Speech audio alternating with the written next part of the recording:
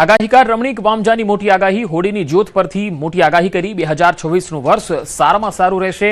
અતિવૃષ્ટિ અને વાવાઝોડાની પણ શક્યતા રહેશે। માર્ચ એપ્રિલ મે મહિનામાં વાવાઝોડું આવી શકે। વેરાવળ પોરબંદરમાં અતિ ભારે વરસાદની પણ સંભાવના વ્યક્ત કરી। આ વર્ષે શરદ પૂનમના દિવસે રાતે 8 થી 4 વાગ્યા 6 વાગ્યા સુધી પવન અને ખાંડરા અતિ ભારે ભેજ આવવાથી આ વર્ષે 2026નું વર્ષ સારામાં સારું રહેશે અને અતિવૃષ્ટિ થશે ને આ વર્ષે અત્યારે જે કચ્છને આધારે આખા ત્રીજનો પવન અને ઉતાસળીનો પવનની અત્યારે જોવા પદ્ધતિ હોવાથી આ વર્ષે અતિ ભારે ગરમી પડશે। ઓગસ્ટ મહિનાની અંદર હજી પણ સૂર્યગ્રહણ ચંદ્રગ્રહણ આવે છે, એ પણ ભારે હોય છે, એટલે ત્યારે ખેડૂત માટે અતિ ભારે ગરમી પડશે અને આ વર્ષે અખાત્રીજને છે રોહિણી નક્ષત્રે અતિ ગરમી પડશે અને ભાદરવા સુદને છઠને દિવસે અનુરાધા નક્ષત્ર છે એટલે વર્ષ સારું જશે। ભાદરવા વધ અને હાથિયા નક્ષત્ર બેસે તે હાથિયા નક્ષત્રની અંદર પાછત્ર વરસાદ સારા થશે, ગાજવી સાથે પાક પાણીમાં પણ નુકસાન થશે। આખરી ગરમીમાં શેકાવા તૈયાર રહેજો। ગરમીને લઈ હવામાન વિભાગે આગાહી કરી છે। અપર એર સાયક્લોનિક સર્ક્યુલેશન સક્રિય થયું છે। સર્ક્યુલેશન સક્રિય થતા તાપમાનનો પારો વધશે। તાપમાનનો પારો ઉચકાતા કાળઝાળ ગરમી પડશે। 4 થી 6 માર્ચમાં ગરમ અને ભેજવાળા પવન ફૂંકાશે। ઉત્તર પશ્ચિમથી ઉત્તર તરફના પવન ફૂંકાશે। અમદાવાદમાં મહત્તમ તાપમાન 37 ડિગ્રી જોવા મળ્યું। 9 मार्च तक इसमें मौसम आमतौर पर शुष्क रहने का पूर्वानुमान है और जो लघुत्तम तापमान है इसमें कोई बड़ा बदलाव नहीं रहेगा। जो उच्चतम तापमान है इसमें अगले 48 घंटा तक 2 से 3 डिग्री सेंटीग्रेड राइज रहेगा, बढ़ोत्तर रहेगा। 2 दिन के बाद 48 घंटा के बाद फिर टेम्परेचर एनएलसी रहेगा, कोई बड़ा बदलाव नहीं रहेगा। और हॉट एंड ह्यूमिड कंडीशन के लिए आज पूर्वानुमान दिया गया है। हमारा गुजरात को जो तटीय क्षेत्र है डे 2 से लेकर डे 5 तक, इसमें हमारा डे 4 तक, डे 2 से डे 4 तक हमारा हॉट एंड ह्यूमिड कंडीशन का पूर्वानुमान दिया गया है। उत्तर पश्चिम से उत्तर दिशा से पवन चलने का पूर्वानुमान है और जो स्पीड रहेगा 15 से 20 नॉट। अहमदाबाद के लिए आज मेनली क्लियर स्काई का पूर्वानुमान दिया गया है और जो स्पीड जो उच्चतम तापमान है 37 डिग्री सेंटीग्रेड और लघुत्तम तापमान जो है 21 डिग्री सेंटीग्रेड के आसपास रहने का पूर्वानुमान दिया गया है। ઈરાનના ઉર્મિયા શહેરમાં ઇઝરાયલનો ભીષણ હુમલો। હુમલાના લાઈવ દ્રશ્યોમાં ચારે તરફ આગ અને ધુમાડાના ગોટેગોટા જોવા મળ્યા। ઉર્મિયા શહેરમાં સૈન્ય મથકોને ટાર્ગેટ કરવામાં આવ્યા હોવાની ચર્ચા છે। ઉર્મિયા મેડિકલ યુનિવર્સિટીના ભારતીય વિદ્યાર્થીઓમાં ફફડાટ વ્યાપી ગયો છે। યુદ્ધના ભય વચ્ચે હોસ્ટેલમાં સેંકડો વિદ્યાર્થીઓ ફસાયા છે। ઈરાનના ઉર્મિયા શહેરથી આ તસવીરો આવી રહી છે, જ્યાં ઇઝરાયલ દ્વારા ભીષણ હુમલાઓ કરવામાં આવી રહ્યા છે, જ્યાં એક યુનિવર્સિટીની હોસ્ટેલ અને યુનિવર્સિટીને પણ ટાર્ગેટ બનાવવામાં આવી। આ તસવીરમાં તમે જોઈ શકો છો કે આ હુમલો છે એ કેટલો ભીષણ છે। સૈન્ય મથકોને ટાર્ગેટ બનાવ્યા હોવાનો દાવો છે। અહીંયા એક હોસ્ટેલ પણ આવેલી છે યુનિવર્સિટીની, જ્યાં વિદ્યાર્થીઓ પણ છે અને તેઓમાં ફફડાટ વ્યાપી ગયો છે।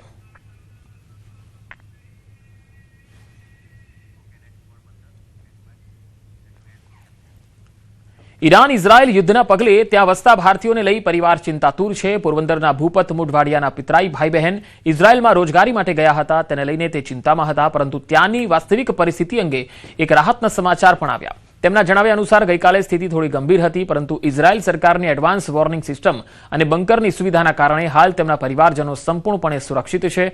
તેમણે કહ્યું કે તે લોકો સાથે છેલ્લા 2 દિવસથી હું વિડીયો કોલમાં કનેક્ટ છું અને દર 3-4 કલાકે વાતચીત થાય છે।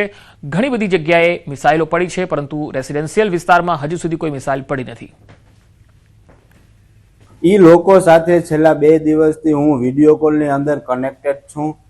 દર 3-4 કલાકે દર 4 કલાકે એની હારે વાતચીત કરું છું। તો આજના જે તાજા ન્યૂઝ પ્રમાણે હું તમને માહિતી આપું તો પરમ દિવસ કરતા ગઈકાલની પરિસ્થિતિ થોડીક ક્રિટિકલ હતી। ઘણી બધી જગ્યાએ મિસાઇલો પડી છે। સગીરને વાહનની ચાવી આપતા 100 વખત વિચારજો। સુરતમાં કિશોરોનો વાયરલ વિડીયો। લાલબત્તી સમાન ઝડપની મજા લેવા જતા કિશોરોને મોટી સજા મળી। ભીમપુર પાસે સ્પોર્ટ્સ બાઇક સ્લીપ થઈ જતા 2 કિશોરના મૃત્યુ થયા। અકસ્માત સમયનો લાઈવ દ્રશ્ય કેમેરામાં કેદ થયું। ધોરણ 9માં અભ્યાસ કરતા 2 વિદ્યાર્થીઓના મૃત્યુ થઈ ગયા। મિત્રના જન્મદિવસની ઉજવણી કરી પરત ફરતા 3 મિત્રોની બાઇક દિવાલ સાથે અથડાઈ ગઈ। સારવાર દરમિયાન સગીર મિત્રએ દમ તોડ્યો। શનિવારે થયેલા આ અકસ્માતમાં એકનું શનિવારે અને બીજા વ્યક્તિનું આજે મૃત્યુ થઈ ગયું। તો તસવીરોમાં તમે જોઈ શકો છો સુરતનો આ બનાવ છે. વધુ માહિતી મેળવીએ. સુરતથી સંવાદદાતા કીર્તેશ પટેલ જોડાયા છે. કીર્તેશ, આ ઝડપની મજા, આ જે સગીરો છે તેમના માટે સજા બની ગઈ, શું વધુ અપડેટ?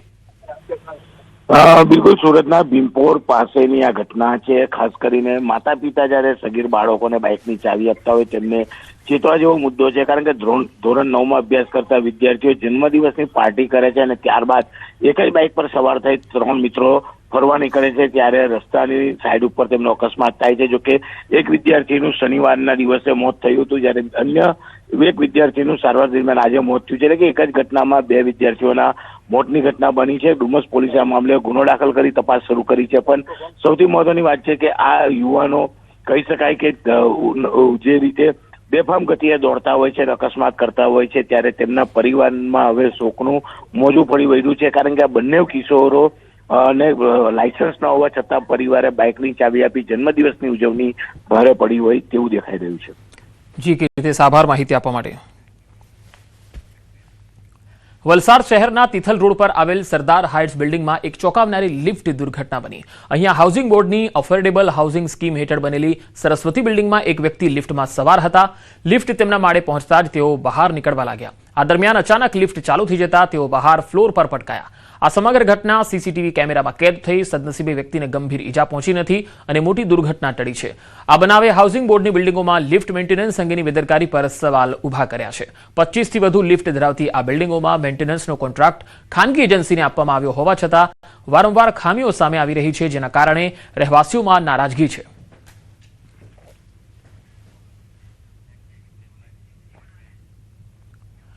જૂનાગઢના ચોરવાડ હાઈવે પર મહિલાએ હોબાળો મચાવ્યો. અહીંયા માનસિક અસ્વસ્થ એક મહિલાએ હંગામો મચાવ્યો. રસ્તા પર આવતા વાહનોને રોક્યા હતા. સ્કૂટર પર સવાર મહિલાઓને ધક્કો માર્યો. ચોરવાડ પોલીસે આ મહિલાનો કબજો લઈ અને પોલીસ સ્ટેશને લઈ ગઈ છે. ઘટનાનો વિડીયો સોશિયલ મીડિયામાં વાયરલ થઈ રહ્યો છે. પોલીસે આ મહિલાને સહી સલામત એના જે પરિવારજન છે તેમને સોંપી હતી.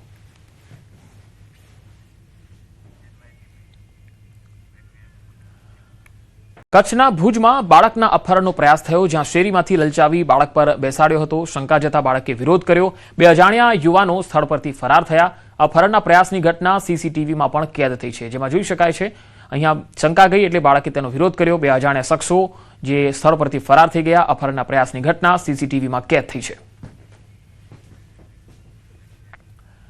કચ્છના ભચાઉમાં એક જ વિસ્તારમાં 2 અકસ્માત સર્જાયા. બંને વખતે 2 સ્કૂટર ચાલકો સામસામે ટકરાયા હતા. વાહન ચાલકો પણ ગંભીર રીતે ઘાયલ થયા. અકસ્માતના સીસીટીવી પણ સામે આવ્યા. રામવાડી વિસ્તારમાં એક જ સ્થળે વારંવાર અકસ્માત સર્જાતા સ્થાનિકોમાં ભારે રોષ ફેલાયો છે. અકસ્માત જીવલેણ બને તે પહેલા સ્પીડ બ્રેકર નાખવા લોકોએ માંગ કરી.